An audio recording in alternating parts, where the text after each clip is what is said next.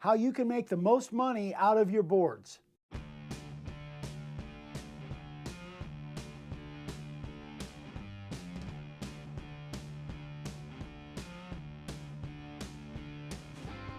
All right guys, so what we're talking about today is we're talking about the 4 different types of materials that we use for carving signs and how we get the maximum amount out of our material. So we have 4 different materials that we have available to us. Cedar fencing, which is the main one that we're going to be talking about today, but then we also have select pine, which is a pine that is 1x12, but then there are lesser grades of those, and sometimes we'll use those depending on the specific board. Then we have Shiplap blue pine, which we really like for boards that need to be a little bit wider than that cedar fencing. And then the 4th one is if we have big boards, we use 2x6 or 2x4 redwood, and we glue them up to make bigger boards, maybe a ranch sign or a big business sign. So we're gonna go over all of those, but today specifically, we're gonna really get into the cedar fencing and how to plot out your best use of material on the fencing. The first one I wanna touch on is redwood. Again, we use 2x4 and 2x6 redwood, and we rip off the easy edge or that little rounded corner edge, so we can use that to glue up big boards. Sometimes the board will have a bad edge, so we need to rip off a little bit more than just that little rounded corner, but still we want to get as maximum out of there as we can. When you're going through material at Home Depot or Lowe's picking out the boards that you want, make sure and pick the ones that you can get the maximum out of. But sometimes there will be a bad edge, but hopefully you won't lose but maybe an inch or 2. Next, we'll talk about 1x12 pine.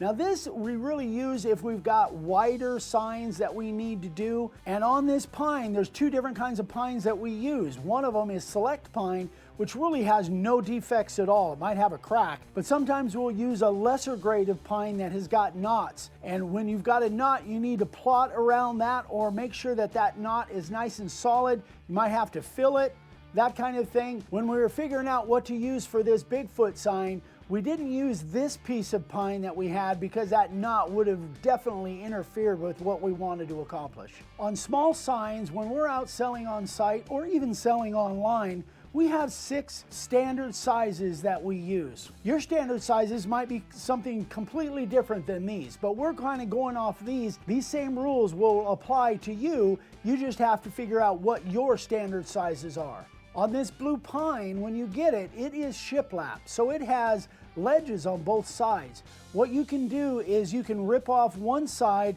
but then the other side has actually a deep bevel that actually you can use if you put a bevel on your signs. So you can gain about 1/8 of an inch there. So you should be able to net out a full 6 inches based on this blue pine shiplap that we use. One of the advantages with this shiplap is that on this one side, it's got a deep bevel. Well, that almost matches one of our standard edges, which is a bevel, which means we wouldn't necessarily have to rip it down here.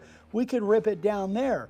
The other option that you have is if you're doing a deep scallop, that scallop would take away that bevel as well. You just scallop over the top of it, or you could even make that bevel be the back of your sign. So again, you can rip here rather than here, and that'll save you 1/8 of an inch on the width of your board.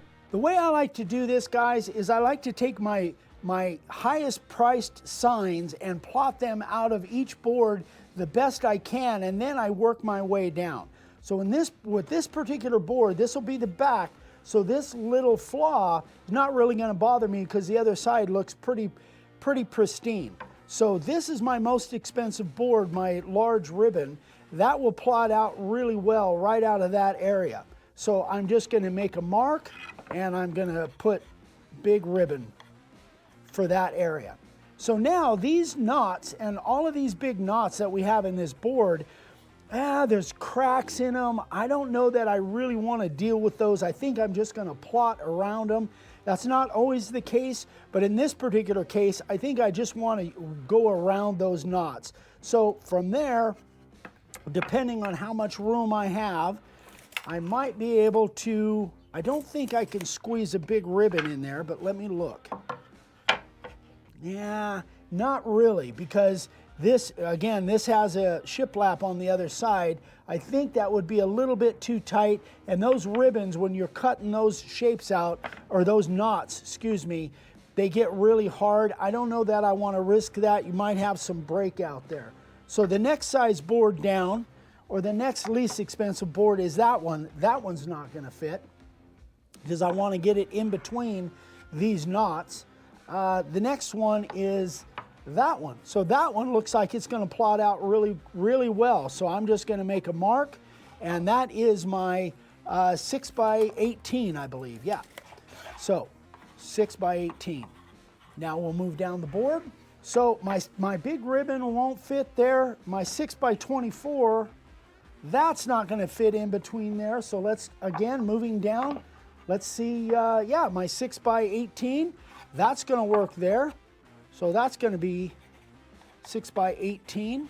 So again, my big ribbon won't fit. That means my 6 by 24 certainly won't fit.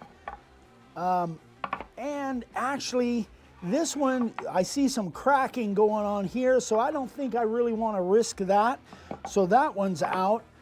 We can get a medium ribbon out of there, or we could fit the 4 by 18. But even the 4 by 18, that's kind of going into that crack there. So I think what I'm going to do there is I'm going to go with my medium ribbon. So I'm going to mark that there, make sure I don't cut into that crack. And we're going to go the medium ribbon. So now let's just add all this up and see how much we made out of this board. The way it worked out, we ended up grossing about $130 worth of signs out of a board that cost us about 15 bucks. Not bad. Now let's move on to the cedar fencing. So before we plot this out, I want to go over a couple things on this cedar fencing. The biggest thing is almost all of these boards will have a cup to them. So you need to make sure that you pick the right side for the face of your sign. What we've done here is we've sanded this off, and this is what you want to do before you start your layout. As you can see, the other side is super rough. The other issue is that sometimes they're warped. But thinking about it, if you're cutting out smaller pieces out of a warped board, it doesn't show up hardly at all. The other thing is you want to really look for splits on the ends, on both ends, the dog-eared end and the square end. You want to look for splits. All right, so let's plot some stuff out. We have a knot here, and this thing is pretty loose. I don't know that I want to deal with that. This one is nice and tight, so this one we could do a fill on. So I think what we're going to do is we're going to just, we need to trim the end of the board anyway, so we're going to start our board from there. Again, going by our same process, this is our most expensive board, so let's do a big ribbon there. We've got a little knot here, but that's not going to bother us at all. So let's mark that, and that's a big ribbon. Again, let's go in from the top down. It looks like we've got a knot here, but that's nice and solid, just a couple little cracks there. That's an easy fill. Let's just go ahead and leave that, and let's get another big ribbon out of there. So, big ribbon. Okay, obviously we're not going to get a big ribbon out of there. We're not going to get, well, let's see what we've got. Yeah, see, we've got a knot here. I think that's going to be a little bit of an issue. Let's go around that. This knot is not bad. I think we could definitely use that and just do a small fill on that. So let's see. We can't get a 6 by 24, but, well, that's where those dog ears are going to mess us up. So we can't do that. I guess we're going to go with a medium ribbon. So let's go a medium ribbon on that one. The way it worked out on this piece of cedar is we got $115 in gross sales out of a board that's less than 4 bucks. We spent about 20 bucks in material for these two boards, and we ended up with about $245 worth of signs. That ain't bad.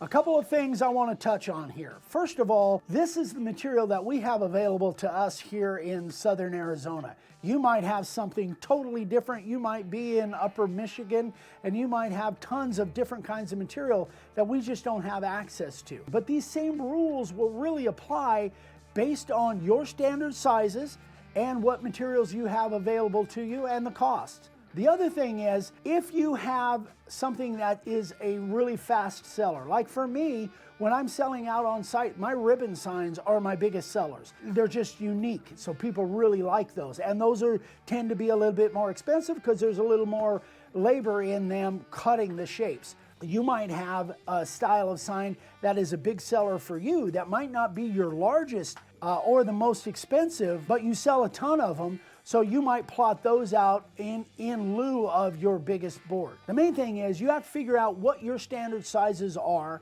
and how they plot out best out of the material that you have available to you. Hopefully these tips that we've shared here is stuff that I've learned over the decades. Hopefully that can be of some help to you guys. That's it, guys. So if you have any feedback, get back to us, let us know. If you have any questions, eric@makeawoodsign.com.